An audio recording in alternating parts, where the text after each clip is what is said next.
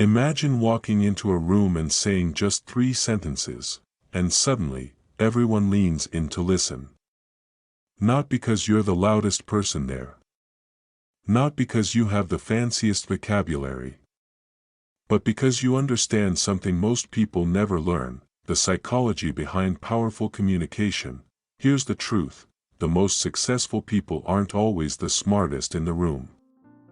They're the ones who know how to sound smart. And before you think that's manipulation, it's not.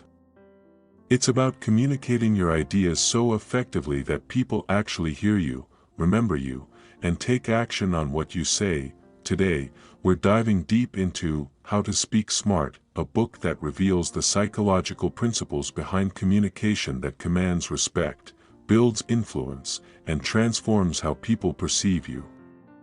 And I promise you, by the end of this video, you'll never look at conversations the same way again. Let's get started. Section 1, The Power Paradox. Let me tell you a story about 2 job candidates. Sarah walks into the interview. She's nervous, so she talks fast.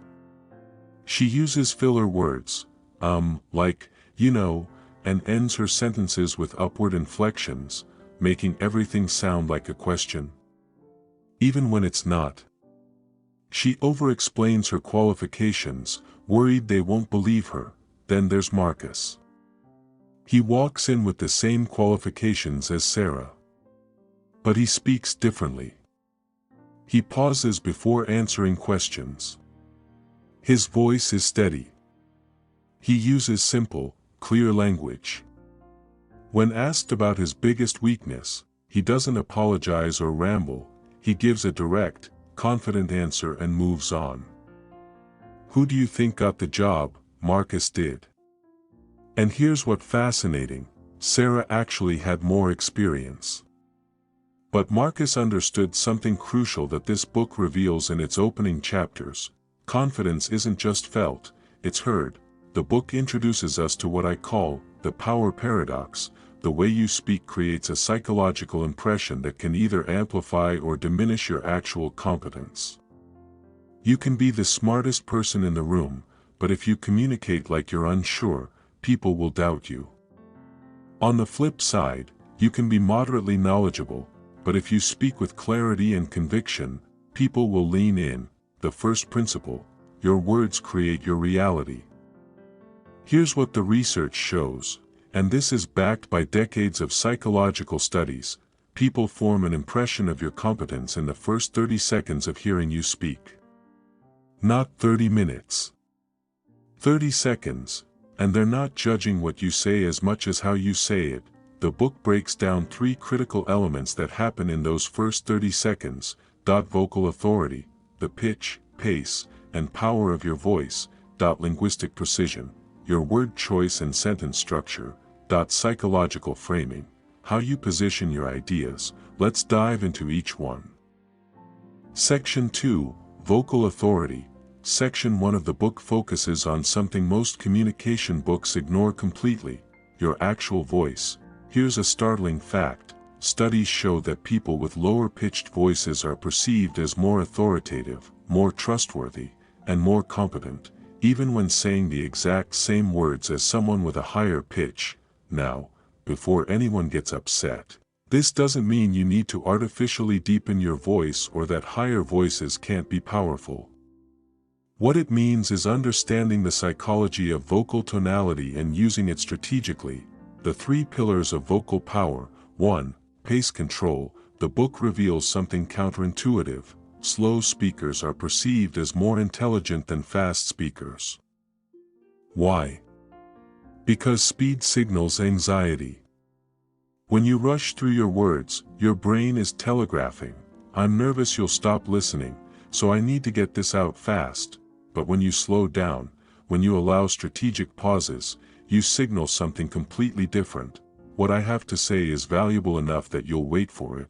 Think about Morgan Freeman, Barack Obama, Oprah Winfrey. What do they have in common? They're not in a rush. They pause. They let their words land. Example: instead of saying, so I was thinking we could maybe try this new approach to the project if that's okay with everyone. You'd say, I have an approach. Pause, that could transform this project. Here's how it works, see the difference. The pause creates anticipation. It creates authority, too. Downward inflection, this is huge. The book dedicates an entire chapter to this because it's one of the most common mistakes people make. When you end sentences with an upward inflection, making statements sound like questions, you're literally asking for permission to be taken seriously. Listen to the difference. My name is Sarah. Up sounds uncertain. My name is Sarah. Down sounds confident. The book calls this vocal submission syndrome. And it's especially common in people who want to sound friendly and approachable. But there's a way to be warm without sacrificing authority, and that's through strategic use of downward inflection on important points while keeping an approachable tone overall. 3. The power of the pause. Abraham Lincoln was famous for his long pauses during speeches. Sometimes he'd pause for 10 to 15 seconds. The audience would lean forward, wondering if he'd forgotten what to say. But he hadn't. He was creating psychological tension. The book teaches something called the pause protocol, before answering important questions. Pause 2 to 3 seconds between major points in a presentation. Pause 3 to 5 seconds. After making a bold statement, pause and let it land. These pauses do 3 things: that they make you appear thoughtful, not reactive, that they give your audience time to absorb what you said, that they create anticipation for what comes next. Real-world application. Imagine you're in a meeting and someone challenges your idea. Instead of immediately defending yourself, which signals insecurity, you pause. You look at them. You take a breath. Then you calmly respond. That pause just communicated, I'm so confident in what I'm about to say that I'm not rattled by your challenge. The book shares a fascinating study. In negotiations, the person who's comfortable with silence usually has the power. Because silence creates pressure, and most people rush to fill it by giving up information or conceding ground, your voice is your first tool of influence.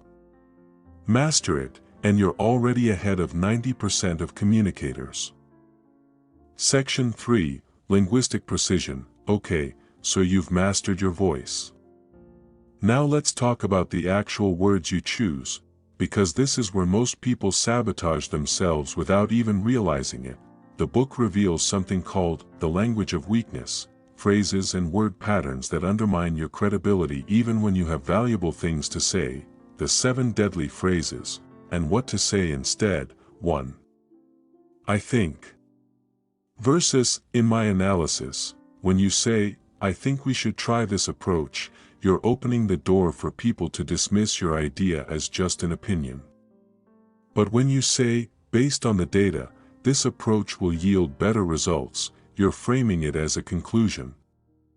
Not a guess. The book doesn't say to be arrogant, it says to be precise. Replace uncertain language with factual framing. 2. Just, the silent credibility killer. I'm just checking in, just wanted to follow up, just a quick question. The word just apologizes for your existence. It minimizes your message before you even deliver it. The book recommends removing it entirely from professional communication. Instead, I'm following up on our conversation about. Instead, I have a question about the timeline. See how much stronger that is? 3. Does that make sense? Versus, what questions do you have? When you ask, does that make sense? You're implying that maybe it doesn't make sense, that maybe you weren't clear enough. It puts the burden on you, but what questions do you have? Assumes your communication was clear and opens the floor for dialogue without undermining yourself. 4. I might be wrong, but. This might be a stupid idea, but these are preemptive apologies. The book calls them confidence killers. You're telling people to doubt you before they even hear your idea. If you're genuinely uncertain, you can say, "I'm exploring different angles here, one possibility is." That shows intellectual flexibility without self-sabotage. 5. Qualifiers. Kind of, sort of, maybe, possibly. These words dilute your message. Compare. This is kind of an important project that maybe we should sort of prioritize. This is a critical project. We need to prioritize it. Which person sounds like a leader? 6. Over-apologizing. Sorry to bother you. Sorry for the late response. Sorry, can I ask something? The book reveals that excessive apologizing is correlated with lower perceived status. Now, genuine apologies are important. But apologizing for existing, for asking questions, for taking up space, that trains people to see you as someone who doesn't deserve their full attention. Alternative. Thanks for taking the time. Gratitude instead of apology. Alternative. I appreciate your patience. Acknowledges the other person without diminishing yourself. 7. Tag questions, right? Okay. Don't you think this is the best approach, right? We should launch next month. Don't you think? Tag questions seek validation. They signal that you need others to confirm your thinking. Confident communicators make statements and let them stand. The precision principle. The book introduces what it calls the precision principle. The more specific and concrete your language, the more credible you become. Compare these two statements. Vague. We need to improve our customer service because some people have been complaining. Precise. Our customer satisfaction scores dropped 18% last quarter.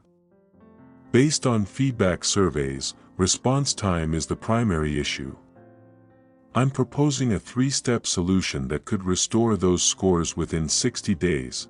The second statement does 4 things: uses specific data, 18%, identifies the root cause, response time, proposes a concrete solution, 3-step, provides a clear timeline, 60 days, precision equals credibility.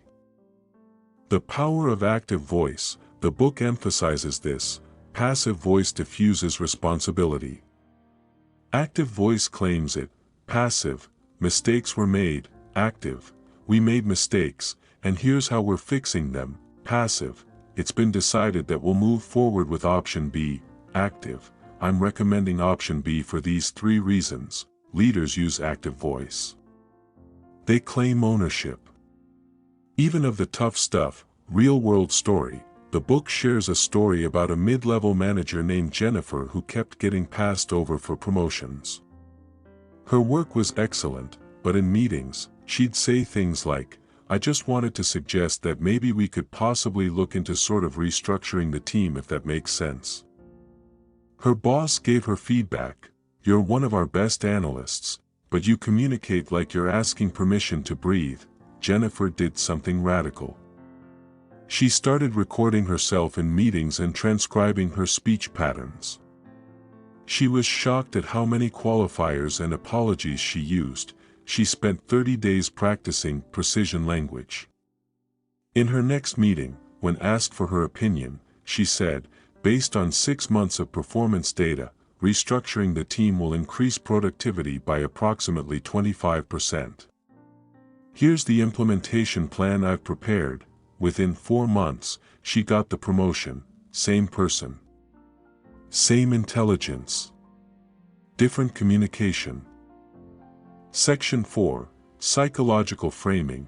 Now we get to the really fascinating part, the psychology behind how you frame ideas. The book reveals something that'll change how you think about persuasion. People don't resist ideas. They resist how ideas are presented. Let me prove it to you with a story from the book, The Tale of Two Proposals. 2 executives pitched the same idea to a CEO. The idea is to invest $2 million in a new technology platform. Executive 1 says, "I think we should invest $2 million in this new platform. It's pretty innovative, and other companies are using it. There's some risk involved, but it could help us. What do you think? Executive 2 says, I've identified a strategic opportunity. Investing $2 million in this platform will solve our three biggest operational bottlenecks: inventory lag, communication delays, and data silos. Our competitors adopted similar technology and saw 35% efficiency gains within the first year. The question isn't whether to invest, it's whether we can afford not to while our competitors pull ahead. Same idea. Same investment. Completely different framing. Executive 1 framed it as, his opinion, I think, a possibility, could help, focused on the risk, asked for approval. What do you think? Executive 2 framed it as, a strategic opportunity, not just his idea, a solution to existing pain points, evidence-based, competitor data. Inevitable, the question isn't if, but the cost of inaction. Executive 2 got the funding. The 5 psychological frames that control perception. 1. Problem-solution frame, the pain point strategy. The book teaches, never lead with your solution. Lead with the problem, make them feel it. Then present your solution as the relief. Example, instead of, I built a new app, say, you know how frustrating it is when you forget someone's name at a networking event. I built an app that solves that by using facial recognition to pull up LinkedIn profiles in real time. You made them feel the pain, then offered the aspirin. 2. Story frame, facts tell. Stories sell. The book cites research showing that people retain information 22 times better when it's wrapped in a story compared to raw data. Compare, our customer retention rate improved by 40%. Last year, we were losing customers every month. Sarah, one of our account managers, called a client who was about to leave. Instead of reading a script, she listened for 20 minutes. She discovered we weren't meeting one specific need. We fixed it. That client stayed. We applied Sarah's approach company-wide. Now, 40% more customers are staying with us year over year. Which one will you remember tomorrow? 3. Authority frame, strategic credibility. People defer to expertise, but you have to establish it without bragging. The book teaches subtle authority framing. Instead of, in my opinion, this strategy will work, say, in my 15 years working with similar companies, this strategy has consistently delivered results. You just established expertise without saying, trust me, or, I'm an expert. 4. Scarcity frame, the fear of missing out. Humans are wired to value things more when they're scarce. The book reveals how to ethically use this principle. Instead of, we're offering this service, say, we're opening this service to 5 clients this quarter. Given the demand, those spots typically fill within 2 weeks. You're not manipulating, you're providing context that helps people make decisions. 5. Contrast frame, the comparison advantage. Your idea sounds better when compared to worse alternatives. We could stick with our current system and keep losing 10 hours a week to manual data entry. Or we could implement this automation and reinvest those hours into strategy. The contrast makes the choice obvious. The reciprocity rule. This is one of the most powerful principles in the book. Give value first, then ask. If you start a conversation with, I need a favor, you're creating resistance. But if you start with, I read your article on AI marketing and I thought you'd appreciate this research I just came across, you're depositing into the relationship bank. Then, when you eventually ask for something, the psychological scales are balanced. Real-world application, the meeting scenario. You're in a meeting. You have an idea you want to pitch. Most people do this. Hey everyone, so I was thinking, what if we maybe tried doing X? I don't know, just an idea. Using psychological framing, you do this. Step 1, problem frame. Our Q3 numbers showed a 22% drop in engagement. We surveyed users and found the main pain point: the checkout process takes too long. Step 2, Story Frame. Last week, I watched my mom try to buy something on our site. She gave up after 3 minutes because she had to create an account first. That's a $100 sale we lost, and she's probably not alone. Step 3, Solution Frame. I'm proposing we implement guest checkout. Our competitor did this last year and saw a 30% increase in conversions. Step 4, Urgency Frame. We're heading into Q4, our biggest sales season. If we implement this in the next 30 days, we could recover a significant portion of that 22% drop before year-end. Step 5, Invitation Frame. I've drafted a preliminary implementation timeline. I'd like to hear your thoughts on the resource allocation. You just established the problem with data, made it relatable with a story, positioned your solution with evidence, created urgency with a timeline, invited collaboration, not seeking approval. That's psychological framing in action. Section 5, Handling Difficult Conversations. Now, let's talk about something the book dedicates significant attention to: difficult conversations. Because here's the reality: you can master vocal authority, linguistic precision, and psychological framing, but if you fall apart under pressure or during conflict, none of it matters. The book provides a framework called the CLEAR method for handling high-stakes or uncomfortable conversations. C. Control your emotional state. L. Listen beyond words. E. Empathize before correcting. A. Assert without attacking. R. Redirect to solutions. Let me break this down with a story: the performance review that went wrong, and then right. David had to tell one of his team members, Jessica, that she wasn't meeting expectations. He was dreading it. First attempt, without clear method. David, Jessica, we need to talk. Your performance hasn't been great lately. You're missing deadlines and the quality of your work has dropped. If this doesn't improve, we'll have to take further action. Jessica got defensive, shut down, and their relationship deteriorated. Second attempt, with clear method. C. Control your emotional state. David prepared. He knew Jessica might react emotionally, but he stayed grounded in his intention, to help her succeed. L. Listen beyond words. David, Jessica, I wanted to talk because I've noticed some changes in your work over the past month. Before I share my observations, I'm curious, how are you feeling about things? Jessica opened up. She was dealing with personal issues and felt overwhelmed.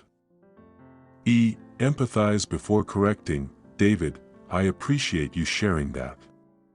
What you're going through sounds genuinely difficult. I want you to know I'm here to support you.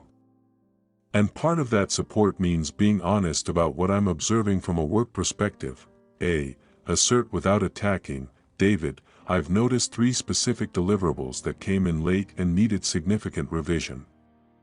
This isn't about your value as a team member. You've contributed excellent work in the past. But I need to understand what's happening so we can address it together. R. Redirect to solutions. David, what would help you right now? Would adjusting your project load be useful? Would flexible hours help? Let's figure out a plan that works for both your situation and the team's needs. The outcome? Jessica felt heard, not attacked. They created a support plan. Her performance improved within weeks. The 3 communication killers in difficult conversations. 1. You accusations. You always miss deadlines. You never listen. You don't care about this. These trigger defensiveness instantly. The book teaches using I observations: I've noticed the last 3 projects came in after the deadline. Help me understand what's happening. 2. The avalanche, bringing up everything. When you're addressing an issue, stick to the specific issue. Don't dump every frustration from the past 6 months. The book calls this the avalanche effect. It overwhelms and creates resentment. 3. Mind reading. You don't care about this project. you're not even trying, you can't read minds. The book teaches, describe behavior, not intent. Instead, I noticed you've missed the last 2 meetings. What's going on? The disagreement formula. When someone challenges you or disagrees with you, the book provides a powerful formula. Acknowledge, I understand your perspective on this. Validate, your concern about timeline is legitimate. Redirect, let me share why I'm approaching it differently. Find common ground, we both want this project to succeed. Let's figure out how to address both the timeline concern and the quality standards. This formula diffuses tension while maintaining your position. The ultimate secret to difficult conversations. The book reveals something profound. Most people approach difficult conversations trying to win. But powerful communicators approach them trying to solve. When your goal is to win, you're adversarial. When your goal is to solve, you're collaborative. That shift in intention changes everything. So let's bring this all together. How to speak smart isn't just about sounding intelligent. It's about understanding that communication is the bridge between what's in your head and what lands in someone else's reality. You might have brilliant ideas, but if you can't communicate them effectively, they stay trapped inside you. You might have valuable insights, but if you undermine yourself with weak language, no one will take them seriously. You might be the most qualified person in the room, but if you can't frame your expertise, someone less qualified but more articulate will get the opportunity. The 3 levels of communication mastery. Level 1, unconscious incompetence. You don't know what you don't know. You're using filler words, upspeak, weak language, and you have no idea it's holding you back. Level 2, conscious competence. You're aware of the principles. You're actively working on pausing, eliminating weak phrases, framing strategically. It takes effort, but you're improving. Level 3, unconscious competence. It becomes natural. You don't have to think about it. You naturally speak with clarity, confidence, and influence because the principles have become part of who you are. Your 30-day challenge. The book ends with a practical challenge, and I want to give it to you too. Week 1, audio awareness. Record yourself in meetings or conversations, with permission. Listen back. Identify your verbal crutches, filler words, upspeak, apologetic language. Awareness is the first step. Week 2, the pause practice. Deliberately practice pausing. Before answering questions. Between thoughts. After making important points. It will feel awkward at first. That's normal. Push through. Week 3, language purge. Eliminate 1 weak phrase per day. Monday, remove, just. Tuesday, remove, I think. Wednesday, remove, does that make sense? Track your progress. Week 4, framing focus. In every conversation, consciously practice 1 psychological frame: problem solution, story, authority, scarcity, or contrast. Notice how people respond differently. The final truth. Here's what the book ultimately teaches. Communication isn't about manipulation. It's not about tricking people or sounding smarter than you are. It's about clarity. It's about making sure the value you bring doesn't get lost in translation. It's about honoring your ideas enough to present them powerfully. You can be kind and authoritative. You can be humble and confident. You can be collaborative and decisive. These aren't contradictions. They're the hallmarks of sophisticated communication. A personal story. TOEND. The author shares a story about his early career. He had a boss who would massacre his ideas in meetings, shoot them down, dismiss them, humiliate him. Years later, he discovered something shocking. That same boss had taken his ideas and implemented them, claiming them as his own. When confronted, the boss said something revealing. You had good ideas, but you presented them so weakly that I didn't think anyone would listen if they came from you. So I repackaged them with confidence and they got approved. That's a painful lesson, but an important one. Good ideas poorly communicated lose to mediocre ideas powerfully communicated. Don't let your ideas die in weak delivery. Your next step, starting today, pay attention to how you communicate. Not in a self-conscious, paralyzing way, but with curiosity and intention. Notice when you apologize unnecessarily. Notice when you rush through important points. Notice when you undermine yourself with qualifiers. And then, gently, deliberately, choose differently. Because here's the beautiful truth: communication is a skill. It's not a fixed trait you're born with. You can improve it. You can transform it. You can master it, and when you do, you don't just change how people perceive you. You change the impact you have on the world. The core message: speak with intention, speak with clarity, speak with confidence. Not because you're trying to impress anyone, but because what you have to say matters. Your voice deserves to be heard. Your ideas deserve to land.